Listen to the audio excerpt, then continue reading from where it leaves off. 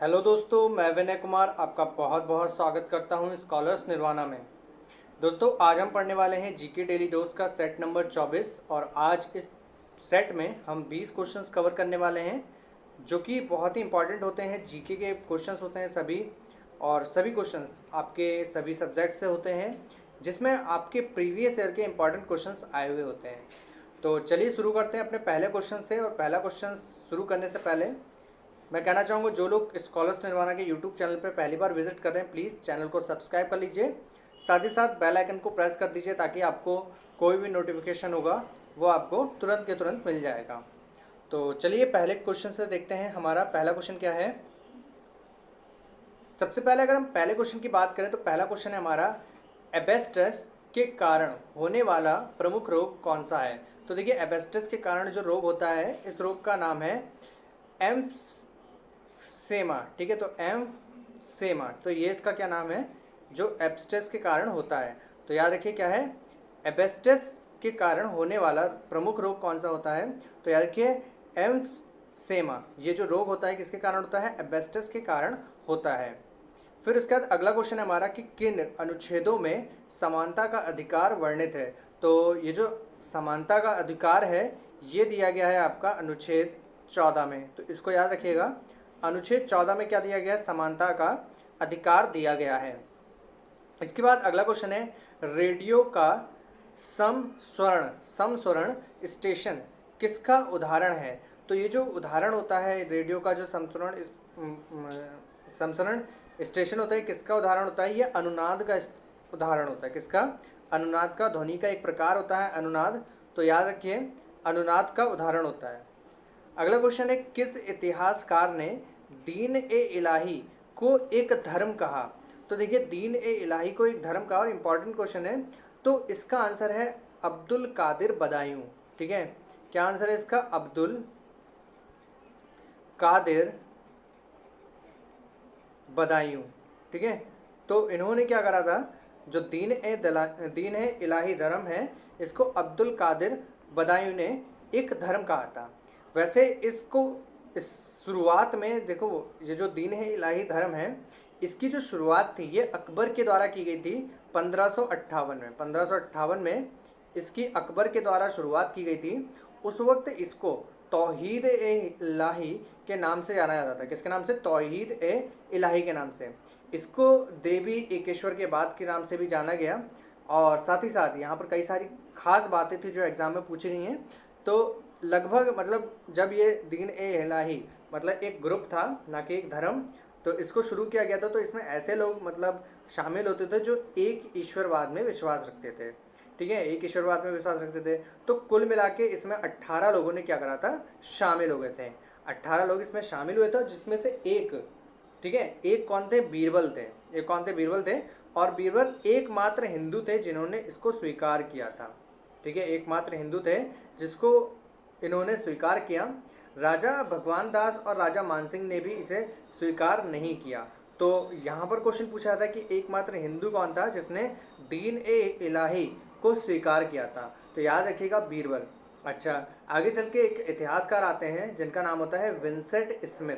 क्या नाम था, विंसेंट स्मिथ। उन्होंने दीन ए इलाही को मूर्खता का स्मारक कहा था। क्या कहा था, मूर्खता का स्मारक। तो ये भी आपका एक इंपॉर्टेंट क्वेश्चन है। तो इस तरीके से आप कर सकते हैं।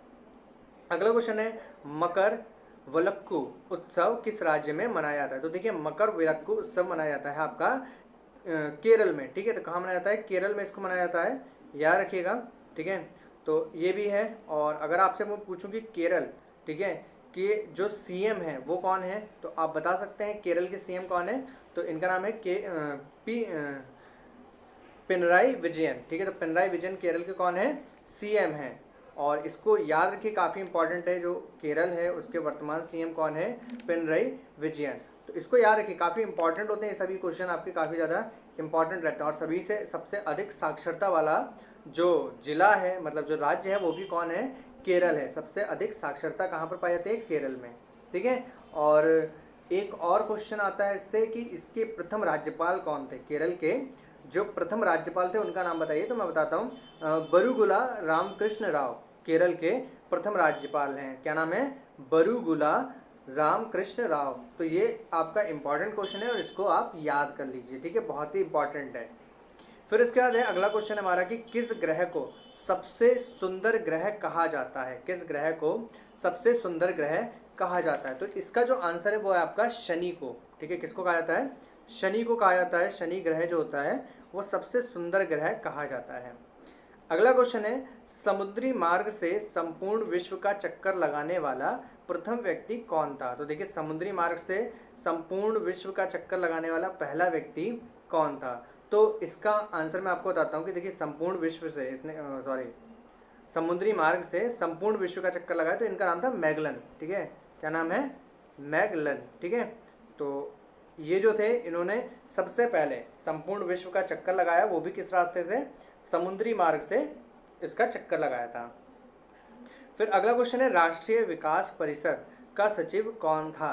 राष्ट्रीय विकास परिषद का सचिव कौन होता है? तो ये होता है योजना आयोग का सचिव, ठीक है। जो योजना आयोग चलती थी उसका सचिव होता था ये, और अब तो योजना आयोग को बंद कर दिया गया उस वक्त। अब इसकी जगह पे क्या चलाया गया है? नीति आयोग को चलाया गया है। तो 2015 से नीति आयोग इसकी जगह काम कर रहा है। तो जो नीति आयोग का सचिव होगा वही अब राष्ट्रीय विकास परिषद का सचिव होगा, तो इसको भी याद रखिए। अगला क्वेश्चन है दास्ता ए अमीर हमजा, दास्ता ए अमीर हमजा का चित्रांकन किसके द्वारा किया गया था? तो ये इसका आंसर हो जाएगा आपका अब्दुस समद, ठीक है। क्या आंसर हो जाएगा? अब्दुस समद इसका आंसर हो जाएगा। तो ये इंपॉर्टेंट क्वेश्चन होते हैं, इन सबको आपको याद रखना है, ठीक है। अब्दुस समद के द्वारा इसका चित्रांकन किया गया था दास्ता ए अमीर हमजा का। 10वां क्वेश्चन है हमारा ऊटी, ठीक है। ऊटी जिसे कहते हैं उदग मंडल, उदग मंडल पर्वतीय स्थल किस राज्य में स्थित है? तो ये आपका तमिलनाडु में है। कहाँ पर है? तमिलनाडु में, ठीक है। तो इसको भी आप याद रखिए। अब यहाँ पर थोड़ी सी हम तमिलनाडु की बात कर लेते हैं। तमिलनाडु की अगर आपसे राजधानी पूछ ले तो तमिलनाडु की राजधानी क्या होती है? चेन्नई, ठीक है। क्या है? चेन्नई। अगर मैं आपसे कहूँ कि तमिलनाडु के जो वर्तमान सीएम हैं उनका नाम क्या है? तो ये हैं ई पलानी स्वामी, ई पलानी स्वामी। और यहाँ पर जो क्या कहते हैं गवर्नर हैं इस वक्त, वर्तमान जो गवर्नर हैं उनका नाम है बनवारी लाल पुरोहित। तो ये इंपॉर्टेंट क्वेश्चन है, इसको आप याद रखिए कि यहाँ के सीएम कौन है? ई पलानी स्वामी, और गवर्नर कौन है? बनवारी लाल पुरोहित। तो ये सब याद करने वाली बातें होती हैं, इन सबको आपको याद रखना है। तो ये हमारे 10 क्वेश्चन कंप्लीट हो गए। हम एक बार इसका रिवीजन कर लेते हैं, ठीक है। और रिवीजन काफ़ी ज़्यादा इंपॉर्टेंट है, इसको आपको करना है, ठीक है।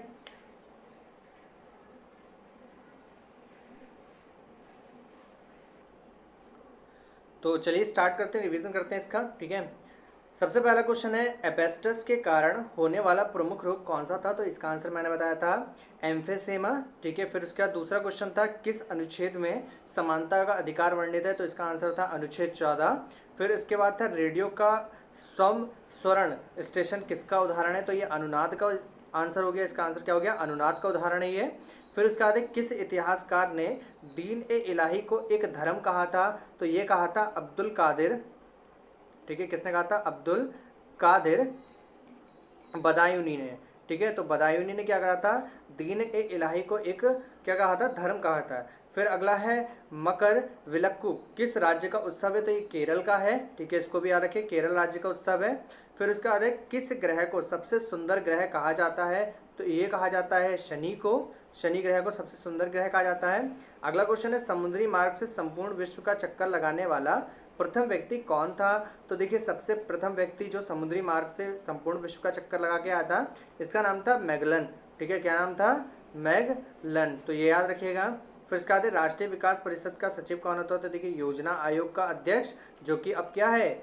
नीति आयोग है, ठीक है। इसको याद रखिएगा। फिर है दास्ता ए अमीर हमजा का चित्रांकन किसके द्वारा किया गया था? तो अब्दुल समद के द्वारा, ठीक है। तो याद रखिए अब्दुल समद के द्वारा इसका चित्रांकन किया गया। फिर 10वां क्वेश्चन था ऊटी, ठीक है, जिसे हम कहते हैं उदक मंडल पर्वतीय स्थल किस राज्य में स्थित है? तो ये आपका कहाँ पर है? तमिलनाडु में। तो इस चीज़ को आपने एक बार रिवाइज कर लिया। तो इसी प्रकार से आपको आगे के अब 11 क्वेश्चन पढ़ने हैं। तो आगे 11 से स्टार्ट करते हैं और हमारे अब 10 क्वेश्चन रह गए शेष। तो सबसे पहले हम बात करते हैं सेप्टिक टैंक से निकलने वाली गैसों में मुख्यतः कौन सी गैस होती है? तो सेप्टिक टैंक में से जो गैस निकलती है वो है आपकी मीथेन, ठीक है। कौन सी है? मीथेन गैस है। फिर उसके बाद है संपत्ति के अधिकार को कानूनी अधिकार के रूप में किस अनुच्छेद में स्थान दिया गया है, तो ये अनुच्छेद है आपका 300। ठीक है, कौन सा अनुच्छेद है? अनुच्छेद 300। तो अब यहाँ पर देखिए क्या होता है, जो संपत्ति का अधिकार था वो पहले मौलिक अधिकार में आया करता था, मतलब ये आपका 7वां मौलिक अधिकार था, जिसको क्या कर दिया गया बाद में 1951 में, यानी कि 1951 में संशोधित करके इसको संपत्ति के अधिकार को मौलिक अधिकारों से हटाकर एक अलग से अनुच्छेद बनाया 300 का।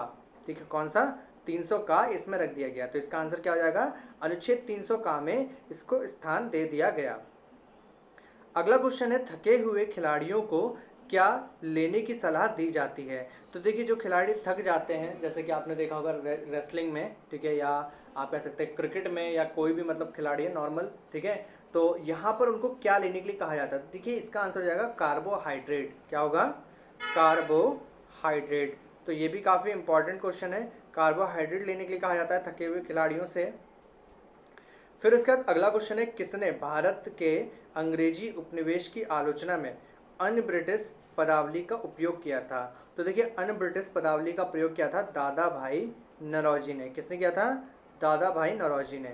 तो इसका आंसर क्या हो जाएगा? दादा भाई नौरोजी ने। इन्होंने क्या करा था? अन ब्रिटिश पदावली का प्रयोग किया था। अच्छा, दादा भाई जो नौरोजी हैं, इनको वायु वृद्ध पुरुष की उपाधि दी गई थी, यानी कि grand old man of India किसको कहा जाता है? दादा भाई नौरोजी को कहा जाता है। इन्होंने कांग्रेस के 3 बार अधिवेशन में भाग लिया था, जिसमें से दूसरा अधिवेशन था, ठीक है, दूसरा अधिवेशन कलकत्ता में होता 1886 में, इसको याद रखिएगा। दादा भाई नौरोजी ने कब लिया था? दूसरे अधिवेशन में। कब? 1886 में। फिर उसका जो अगला अधिवेशन हुआ था वो था 1893 में, ये हुआ था लाहौर में। यहाँ पे भी क्या करा था? इन्होंने इसकी अध्यक्षता की थी। और तीसरी और आखिरी बार अधिवेशन फिर से कलकत्ता में हुआ 1906 में। ठीक है, तो 1906 में एक अधिवेशन हुआ, वहाँ पे भी दादा भाई नौरोजी के द्वारा ही कांग्रेस के अधिवेशन की अध्यक्षता की गई थी। तो इस प्रकार से देखिए, आप सभी क्वेश्चन को एक ना एक कोरिलेट करके याद करिए, आपको सब याद होगा। फिर इसका देखिए कि लिखा है कन्याकुमारी किस राज्य में है? तो अभी मैंने आपको बताया था, ठीक है, कन्याकुमारी कहाँ है? तमिलनाडु में। जहाँ पर ऊटी था वहीं पर क्या है? कन्याकुमारी। तो देखिए, कन्याकुमारी किस राज्य में? तमिलनाडु में है। और यहाँ पर मैंने बताया था तमिलनाडु की राजधानी क्या है? चेन्नई है। और यहाँ के सीएम कौन है? ई पलानीस्वामी। और राज्यपाल बनवारी लाल पुरोहित। तो ये चीज़ आप याद रखिएगा। अगला क्वेश्चन है, पृथ्वी का एकमात्र उपग्रह कौन सा है? तो ये आपका है चंद्रमा। ठीक है, पृथ्वी का एकमात्र उपग्रह कौन सा है? चंद्रमा। और इसका गुरुत्वाकर्षण बल पृथ्वी के गुरुत्वाकर्षण का बल का कितना है? 1/6 भाग है। चंद्रमा का गुरुत्वाकर्षण बल पृथ्वी के गुरुत्वाकर्षण बल का कितना है? 1/6 भाग। ठीक है, अच्छा, अगर आपसे एक क्वेश्चन पूछ ले कि पृथ्वी से चंद्रमा का कितना भाग दिखता है, तो याद रखिएगा 57%। ठीक है, 57% पृथ्वी से दिखाई देता है। अगला क्वेश्चन है, ए शॉर्ट ए हिस्ट्री के लेखक कौन है? तो इनका नाम है अभिनव बिंद्रा। ठीक है, अभिनव बिंद्रा। ठीक है, तो इसको याद रखिए, Abhinav Bindra a shot a history के लेखक है, और एक बहुत ही मतलब फेमस तीरंदाज है। ठीक है, तो इसको भी याद रखिएगा। अगला है, किसने राष्ट्रीय विकास परिषद को सर्वोच्च मंत्रिपरिषद की संज्ञा दी? किसने राष्ट्रीय विकास परिषद को सर्वोच्च मंत्रिपरिषद की संज्ञा दी? तो ये थे आपके के संगनाथम। ठीक है, मैं नाम लिख दे रहा हूँ, के संथानम। ठीक है, ये नाम है। ठीक है, मैं खुद सही से नहीं ले पाया। ठीक है, तो इनका नाम क्या है? के संथानम। ठीक है, तो नाम याद रखिए, किसने राष्ट्रीय विकास परिषद को सर्वोच्च मंत्रिपरिषद की संज्ञा दी? तो के संथानम ने। फिर इसके बाद अगला क्वेश्चन है, विदेशी पूंजी संसाधनों की लूट और शोषण की जरिया है। तो ये किसने कहा था? ये भी कहा था दादा भाई नौरोजी ने। किसने कहा है? दादा भाई नौरोजी। तो 2 बार देखिए इनका भी क्वेश्चन रिपीट हो गया। तो क्वेश्चन रिपीट नहीं हुआ है, मतलब व्यक्ति रिपीट हुए हैं। तो याद रखिए, विदेशी पूंजी संसाधनों की लूट और शोषण का जरिया है। तो ये किसने कहा? दादा भाई नौरोजी ने। और यहाँ पर कौन क्या आता है कि ये पहले पारसी व्यक्ति थे जिन्होंने कांग्रेस के अधिवेशन की अध्यक्षता की, वो भी कितनी बार? 3 बार की थी। पहली बार 1886 में कलकत्ता में, फिर 1893 में लाहौर में, फिर 1906 में कलकत्ता में। ठीक है। तो इन्होंने धन निकास का सिद्धांत भी दिया था, ये भी याद रखिए, धन निकास का सिद्धांत। और इनके द्वारा कई सारी पुस्तक भी लिखी गई थी। एक थी आपकी poverty and un British rule India, और दूसरी थी रस्ट गफ्तूर, नाम याद रखिए, रस्ट गफ्तूर। फिर इन्होंने ब्रिटिश सार्वजनिक सभा की स्थापना की 1843 में, और ईस्ट इंडिया एसोसिएशन की 1866 में भी स्थापना की। तो 1866 में किसकी स्थापना की थी? ईस्ट इंडिया एसोसिएशन की। अगला क्वेश्चन है कि प्रसिद्ध मीनाक्षी मंदिर कहाँ स्थित है? तो ये आपका है तमिलनाडु में। तो देखिए कहाँ पर है ये?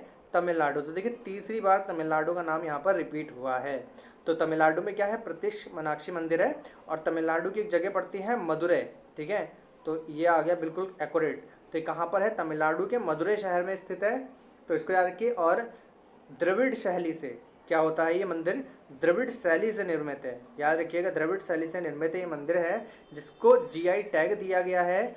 और ये 16वीं शताब्दी में इसको बनाया गया था, 16वीं शताब्दी में इस मंदिर को बनाया गया था। तो ये भी आपके लिए काफ़ी ज़्यादा इम्पॉर्टेंट है। तो चलिए रिवीजन करते हैं इन क्वेश्चंस का। सबसे पहले देखिए क्या था? सेप्टिक टैंक से निकलने वाली गैसों में मुख्यतः कौन सी गैस होती है? तो ये थी आपकी मीथेन। फिर उसके बाद संपत्ति के अधिकार को कानूनी अधिकार के रूप में किस अनुच्छेद में स्थान दिया गया? अनुच्छेद 300 का। फिर उसके बाद थके हुए खिलाड़ियों को क्या लेने की सलाह दी जाती है? तो कार्बोहाइड्रेट। फिर उसके बाद है किसने भारत के अंग्रेजी उपनिवेश की आलोचना में अन ब्रिटिश पदावली का प्रयोग किया था? तो ये देखिए दादा भाई नौरोजी ने किया था। फिर इसके बाद कन्याकुमारी किस राज्य में स्थित है? तो ये तमिलनाडु में है। पृथ्वी का एकमात्र उपग्रह कौन सा है? तो ये चंद्रमा है। और फिर अगला क्वेश्चन था ए शॉर्ट ए हिस्ट्री के लेखक कौन है? अभिनव बिंद्रा। किसने राष्ट्रीय विकास परिषद को सर्वोच्च मंत्रिपरिषद की संज्ञा दी? तो इनका नाम था के संथानम। फिर इसका बाद विदेशी पूंजी संसाधनों की लूट और शोषण का जरिया है, ये बात किसने कही? तो ये कहा था दादा भाई नौरोजी ने।